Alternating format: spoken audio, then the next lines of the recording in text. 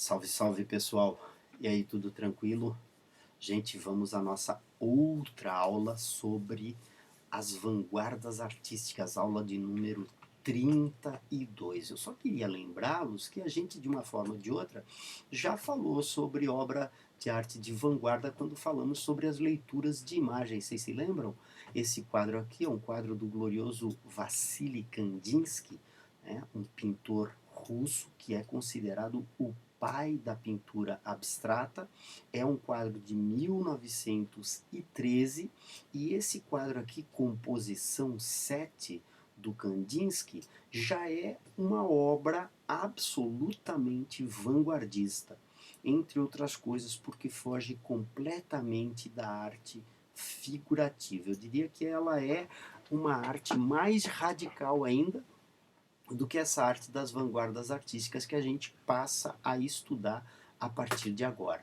Essa é a gravura que nós temos aí, ilustrando a nossa aula de número 32, abrindo a ideia das vanguardas artísticas europeias. Eu queria chamar a atenção de vocês, primeiro de tudo, para o fato de que essa obra aqui, A Fonte, de 1917, é uma obra daquele que é considerado um dos grandes cérebros do movimento vanguardista mundial. Marcel Duchamp é considerado um mestre por caras como o próprio Kandinsky, o Picasso, enfim, os caras, sabe, babo ovo para esses sujeitos, que o cara era muito fera, né? E um outro detalhe, vocês devem estar horrorizados, como é que ele vai pegar e vai mostrar isso aí numa exposição, professor? Ele chegou da Europa nos Estados Unidos para fazer a sua exposição, foi lá, comprou lá mesmo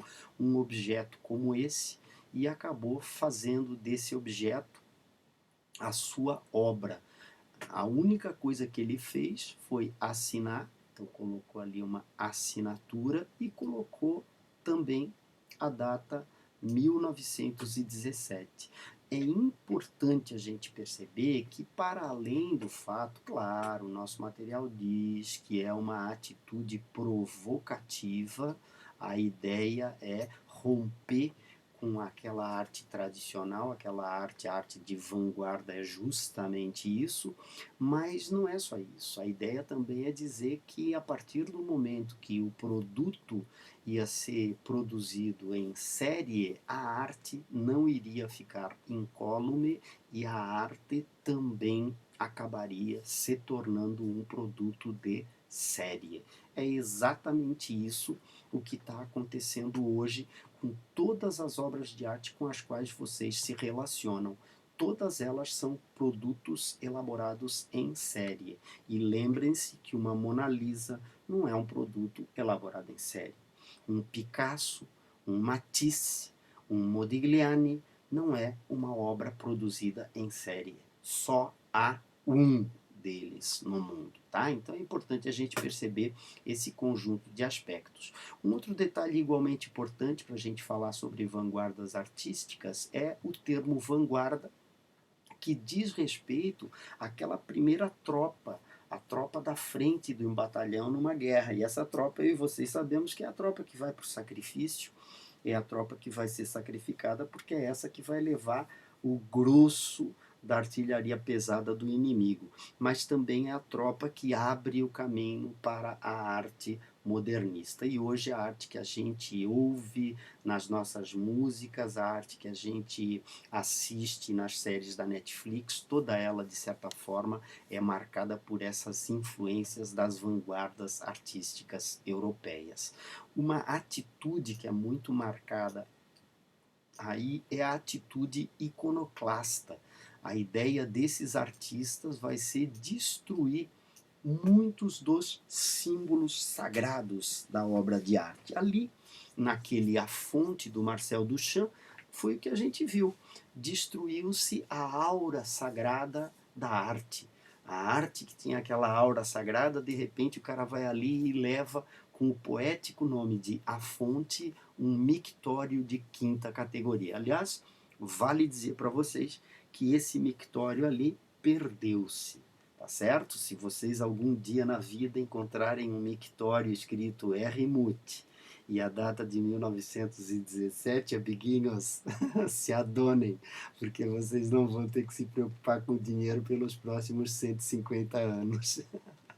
E é importante a gente perceber também que esse movimento, na verdade, dessas vanguardas, ele tem raízes lá no século XIX, entre outras, né, movimentações, mas no movimento que a gente chama de movimento impressionista. O movimento impressionista, ele já foi, de certa forma, um movimento que abriu caminho para a inovação artística. Quando a gente fala de vanguardas artísticas europeias, a gente fala do cubismo, né, que é a geometrização da arte, do futurismo, que é a celebração da urbanidade, das grandes cidades, da metrópole, da máquina.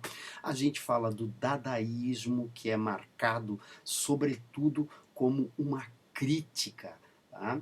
Uma crítica muito grande à ideia de que a arte tinha que ser algo sagrado. Notem que aquela obra ali do Marcel Duchamp, a gente classificaria como uma obra ready-made, ela já veio pronta. E esse fato é um fato muito importante para a gente levar em conta se a gente for pensar que a gente vive em um mundo no qual a arte é produzida em série. Tá certo? O Marcel Duchamp era um dos mestres do ready-made. O expressionismo também é do século XIX, mas ele amadureceu muito de 1890 para 1910. E o surrealismo, que é o movimento tardio, de certa forma, os surrealistas eles herdaram alguma coisa do dadaísmo, mas inovaram. Hoje, se for para falar para vocês no movimento artístico mais marcante na contemporaneidade, todos eles têm raízes e aspectos nos nossos raízes lá no começo do século XX, mas eles têm influências, deitaram influências sobre as obras de arte atuais. Agora o surrealismo verdadeiramente está alguns degraus acima dos outros, o surrealismo que nasce da influência do Freud, né, da descoberta do inconsciente, do sonho, da interpretação do sonho e assim por diante, tá? Então vamos pegar um por um esses movimentos aí. Vamos primeiro pegar o futurismo, né? O futurismo ele vai fazer a exaltação do homem-máquina. Então, o futurismo, a arte futurista, notem como a arte futurista, gente, toda ela é muito reta, muita linha reta, curvas perfeitas, círculos, tá? E esse é um aspecto igualmente importante. Notem aqui já uma referência aos edifícios que estavam se construindo enlouquecidamente, principalmente aquela arquitetura horrorosa, né? Aqueles caixotão, mas a época era uma coisa assim moderníssima. Tá? Era uma coisa moderníssima, o edifício, aquelas linhas retas, o quadrado, né? Esse aspecto vai ser muito importante para o futurismo. E o futurismo ele defendia, entre outras coisas, a ideia de que a cidade era o espaço da natureza do homem moderno.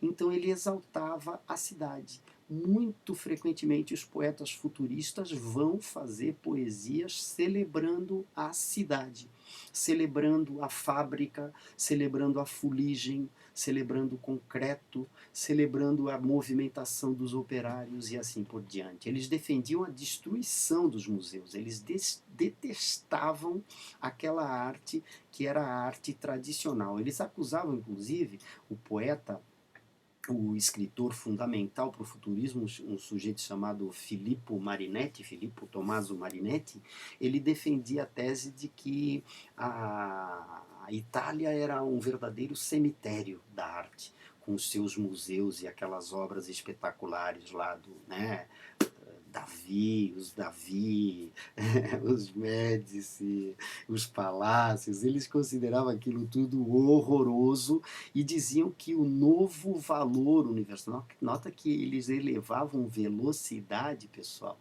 a um caráter de valor. Tá? Então, o movimento vai ser muito marcado por esse aspecto, que é um aspecto bastante importante. Eu só quero tirar isso aqui, que isso aqui tá errado, gente. Isso aqui não é Les Demoiselles d'Avignon, que eu e vocês conhecemos. Les Demoiselles d'Avignon foi de um outro, tá? Isso aqui não tem nada a ver com Les Demoiselles d'Avignon.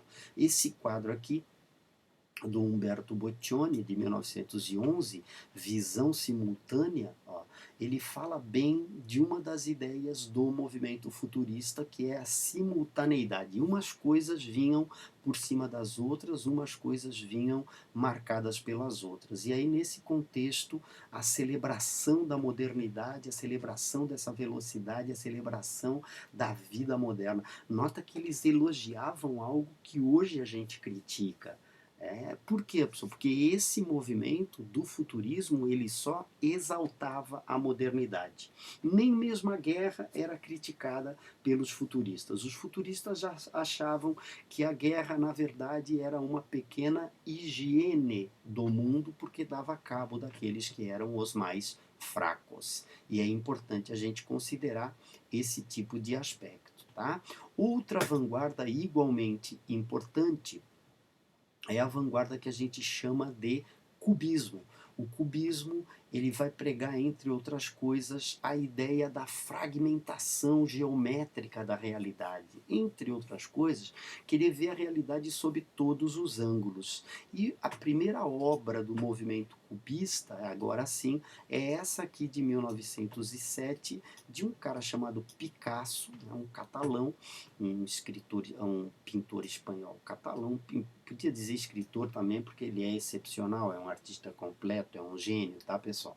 Mas o Picasso, ele vai fazer esse quadro aqui, no qual ele já mistura arte africana, ó, essas máscaras aqui, arte africana, ao mesmo tempo que ele mistura essa arte africana, ele coloca aqui uma natureza morta toda estilizada, a natureza morta, aquelas frutinhas lá e tal, mas tudo estilizado. E a ideia dele, quando fez esse quadro aqui, foi justamente usar de uma maneira absolutamente simples a representação do corpo. Por quê, professor? Porque ele queria chamar a atenção para as faces, entre outras coisas, as faces que estavam de frente, mas cuja perspectiva que a gente vê, essa daqui a gente vê só o perfil dela, mas essa aqui, se a gente perceber o nariz, a gente vê que o nariz está em um ângulo diferente do ângulo da face. Por quê? Porque o movimento cubista, ele vai desejar o fim da arte clássica, a ruptura da arte clássica. Ele vai querer demonstrar que toda a arte que se faz, ela é submissa às figuras geométricas. Esse quadro do Braque aqui de 1908, né, Casa em Eustáquio, olha só, gente, a gente só percebe que a casa está aqui, ó, por causa desse formato. Mas é importante a gente perceber que aqui nós não temos condição de saber se são rochas ou se são outras casas. Perceberam? Aqui o verde também todo geometrizado. Hoje é interessante a gente perceber, galera, que hoje o pixel, aquele quadradinho, ele de certa forma, ele atesta a validade do cubismo. Ele de certa forma serve para comprovar como os cubistas estavam corretos. Um outro detalhe igualmente marcante na obra de arte dos caras do cubismo vai ser a quebra da linearidade, né? A ruptura. Então eles não usavam perspectiva, não tinha profundidade os quadros deles, para a ruptura com o passado clássico. Eles quebram a linearidade na medida que não botam umas coisas organizadas com as outras. Às vezes, um braço, por exemplo, ó, esse braço aqui está totalmente deslocado. Ó, como é que a gente não sabe de onde apareceu essa mão aqui? Tá? O rosto aqui, ó, a modelo, ela está virada de costas para nós, mas o rosto dela está numa posição absolutamente desacertada, a gente diria, tá? E essa é uma intenção a mais para romper com a arte tradicional. E, por último, não menos importante, o fato de que essas figuras aí, elas representavam 5 prostitutas da Rua d'Avignon, que era a rua onde havia os bordéis. De novo, aquela ideia da iconoclastia, a quebra, a ruptura, o rompimento com aquele caráter sagrado da arte. Entre nós, o Oswald de Andrade foi um poeta que acabou usando bastante o cubismo, entre outras coisas, porque vocês notem que nesse poema aqui, chamado Hípica, Hípica era o clube onde iam os burgueses, os grandes burgueses lá de São Paulo, assistir às corridas de cavalos. Cavalos da Penha, correm jockeys de Higienópolis, os magnatas, as meninas e a orquestra toca, chá na sala de coquetéis. Então vocês notem que não existe ligação, né? Não tem conectivo, não tem conexão, não existe coesão. Por quê, pessoal? Porque o movimento cubista é o movimento que vai fazer uso também da colagem. Então aqui a gente tem uma série de imagens entre as quais não existem conexões, sobretudo por causa dessa ideia tipicamente usada pelos cubistas naquele contexto ali. Tá? Para além desse movimento, a gente também tem o dadaísmo. O dadaísmo de todos eles era um movimento mais nihilista. Ele simplesmente negava os outros movimentos todos. Para começar, o nome cubismo significa uma referência a cubo. O nome futurismo é uma referência a futuro. Dada não significa nada. Eles pegaram para provocar o cenário artístico daquele momento, eles pegaram o nome Dada, que não significa absolutamente nada, para batizar o seu movimento justamente por essa falta de significado. Eles negavam tudo, eles negavam inclusive o próprio manifesto dadaísta que eles estavam lançando. Por princípio, sou contra os manifestos, como sou também contra os princípios. Ou seja, o dadaísmo era um movimento que veio para dessacralizar, para considerar toda e qualquer preocupação artística um besteirol sem tamanho. E eles escrevem inclusive uma receita dadaísta para fazer um poema que trata-se do seguinte: o sujeito pegar um jornal, recortar as palavrinhas do jornal, colocar tudo dentro de um pacote, chacoalhar o pacote e aí ali e juntar aquelas palavras depois, sabe, aleatoriamente, e cola numa folha de papel e você terá o seu belíssimo poema único e exclusivo. Anota, não existia a menor possibilidade de ser uma escolha racional, porque para os dadaístas a escolha racional não tinha valor. O Marcel Duchamp, que a gente já viu lá anteriormente, representa bem esse material aqui, esse momento aqui, quando pega e faz essa sátira, essa paródia da Mona Lisa, colocando um bigode naquele que é talvez assim o retrato mais tradicional das artes ocidentais, e batiza de um nome totalmente diferente. Nota que parece ser aqueles nomes de máquina, nome de maquinário. A ideia era, entre outras coisas, deixar clara essa crítica àquele quadro ali. E por outro lado, um outro dadaísta muito famoso, Francis Picabia, ele coloca aqui a parada amorosa. Ó, e a parada amorosa, notem que é uma máquina, tá? É uma máquina, né? Aqui a gente vê ainda, ó, meio que estilizado, gente, a figura de um coração, mas esse coração submetido a toda a dinâmica de uma máquina. Então o dadaísmo ele vai servir sobretudo para fazer essa crítica àquela realidade e para deixar bem clara a ideia de que no fim, tudo, no fundo, é tudo shit, tá? Aquele ali é um trechinho que eu tirei lá do manifesto deles. Aqui a gente tem um poema do Oswald de Andrade, que certamente acaba sendo influenciado pela receita de fazer poesia dos autores do dadaísmo, do Manifesto Dadaísta. Tome-se 2 dúzias de beijocas, acrescente-se uma dose de manteiga do desejo, adicione-se 3 gramas de polvilho de ciúme, deite-se 4 colheres de açúcar da melancolia, coloque-se 2 ovos, agite-se com o braço da fatalidade e dê de 2 em 2 horas marcadas no relógio de um ponteiro só. Então, na verdade, essa ideia de uma receita de amor é uma sátira, é uma ironia, aquela ideia de receitas de quaisquer que fossem os modelos de se fazer poesia, mas era uma maneira também de criticar, e criticar bem criticada, a arte mais tradicional. O expressionismo, ele na verdade é um movimento que surge em 1893 com Edvard Munch. Antes, os quadros do Vincent van Gogh, tá, já vão ser quadros expressionistas na última fase do pintor, e aí é importante a gente perceber que o expressionismo é um movimento, eu diria, um movimento assim mais down, mais deprê, marcado pela angústia, pela tristeza, pela melancolia, né? E a ideia de que aquilo que a pessoa vê, na verdade, é determinado por aquilo que ela sente. Traduzindo, a arte é absolutamente subjetiva. Por isso, esse quadro O Grito aqui, em vez de retratar um cara gritando, retrata todo um ambiente absolutamente deformado.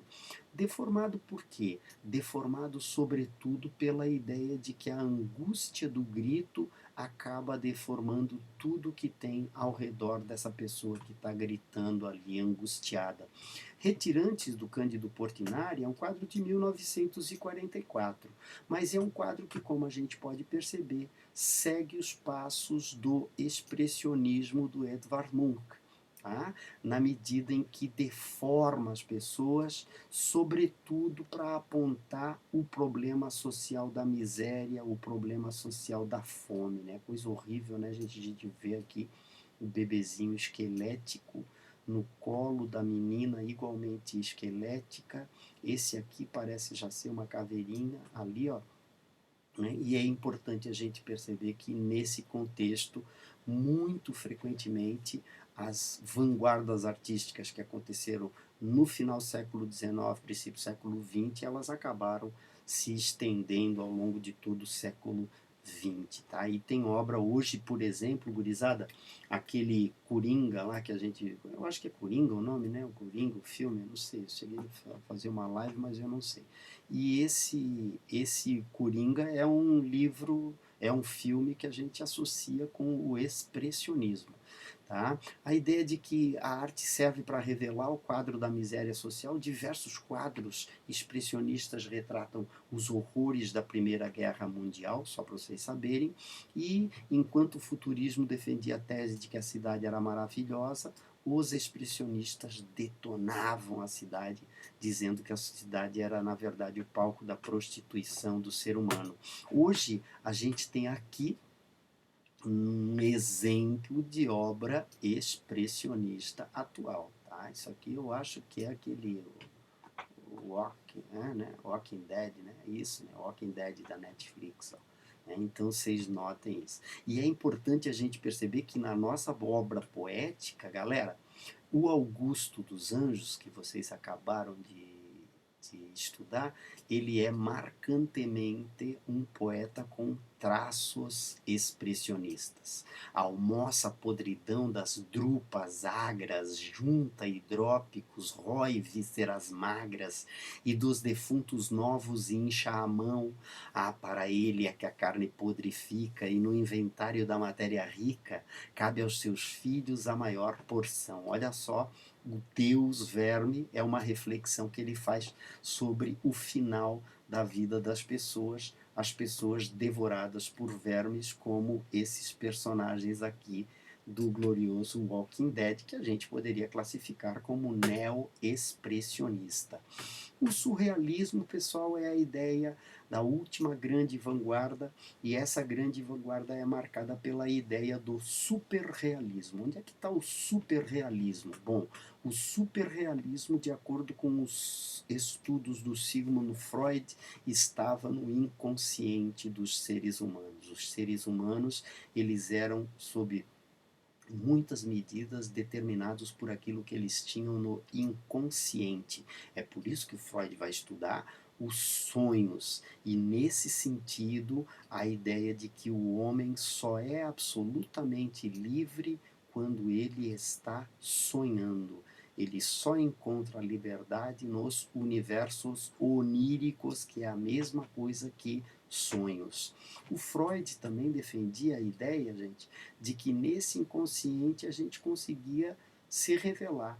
Então, o automatismo psíquico, a ideia de escrever sem pensar, a ideia de escrever tudo que vê à cabeça antes mesmo de pensar e refletir, vai levar o escritor a atingir esse superrealismo defendido pelos grandes nomes dessa intelectualidade europeia. E muito frequentemente alguns erros, alguns esquecimentos, algumas palavras que a gente diz, olha que coisa doida, galera, eu estou falando aqui com vocês, de repente sai uma outra palavra, isso aí revela o quê? Revela um traço lá do meu inconsciente. Isso foi estudado pelo Freud, e isso foi estudado também pelo grande líder desse movimento, um cara chamado André Breton. Tá? Então, esse movimento é o movimento que valoriza os sonhos. No caso do Brasil, a gente tem aqui um grande escritor chamado Murilo Mendes, que é um escritor surrealista. Tá? A tarde move-se entre os galhos de minhas mãos, uma estrela aparece no fim deste meu sangue, minha nuca recebeu o hálito fino de uma rosa branca, todas as coisas servem umas às outras, umas em pé, outras se ajoelhando, outras sentadas, regando o coração e a cabeça do homem, e dentre os primeiros véus surge Maria da saudade que sem querer canta. Então é uma loucura, por quê? Porque é uma valorização, entre outras coisas, daquilo que o inconsciente nos diz, daquilo que o inconsciente diz pra gente. Anotem aí a influência do glorioso Sigmund Freud, seus estudos sobre os sonhos e seus estudos sobre a psicanálise, né? A origem da psicanálise. Tá bom, gurizada? Um grande abraço para todos vocês. Obrigado pela atenção, meus queridos, e até a próxima.